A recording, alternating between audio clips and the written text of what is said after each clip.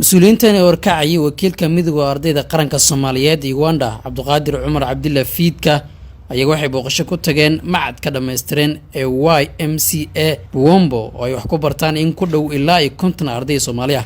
macadkan oo ku yaala degmada Wakiso ee gobolka dhexe Uganda. gudoomiyaha ardayda qaranka Soomaaliyeed ee macadka Yaxya Cabdulle ayaa soo dhaweeyay xubnaha ka socday midowga ardayda qaranka Soomaaliyeed wuxuu ugu warbixiyay xaaladda ardayda Soomaaliyeed ee wax ka barata college-kani. gudoomiye mar labaad iyo mar saddexaad ku soo dhawo YMCA Comprehensive Institute Buombo Campus. waxaan aad ugu faraxsanahay booqashadaada. runtii tani waxa marxaati ka tahay ay muujinaysaa ka warqabka iyo sida uu dhiiran tahay inaad ka warqabto ardayda Soomaaliyeed ee ku sugan dalka Uganda meel waliba ay joogaan.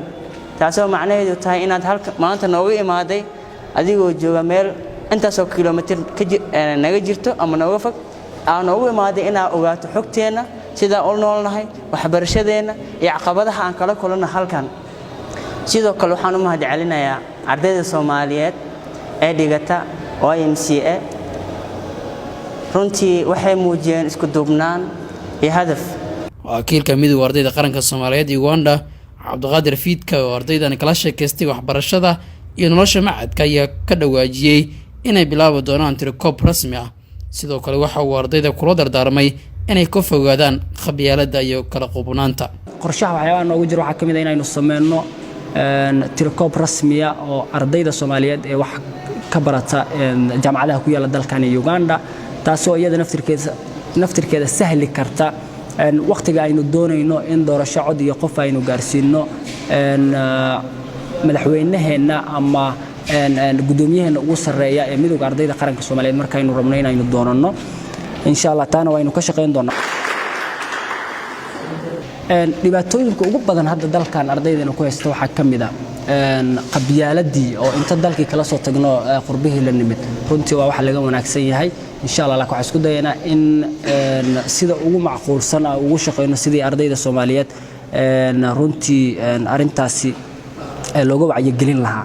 waa dareemi kartaa markaad dalkaagii aad ka maqan tahay oo dal kale aad joogtid qofka Soomaaliyeed ee shalay aad dalkii ku nacbanaada ah qofka ugu jeceshahay oo dadka kale kaaga sokeeya.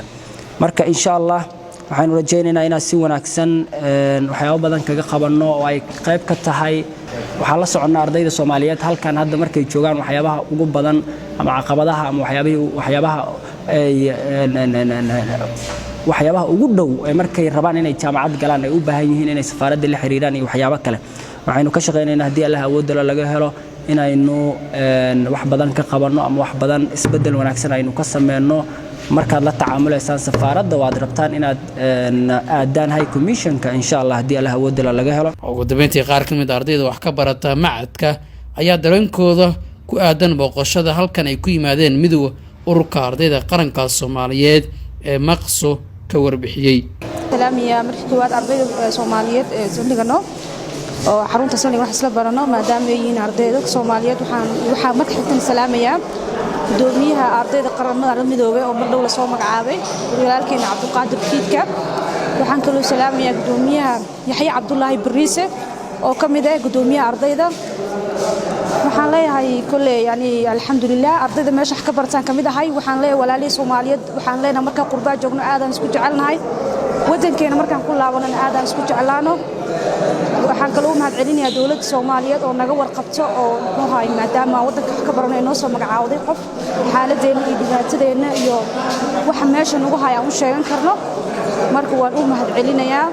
waxaan maanta soo dhaweynaynaa walaalkeen Cabduqaadir Cumar Cabdalla Fiidka oo ah gudoomiyaha midowga ardayda Soomaaliyeed.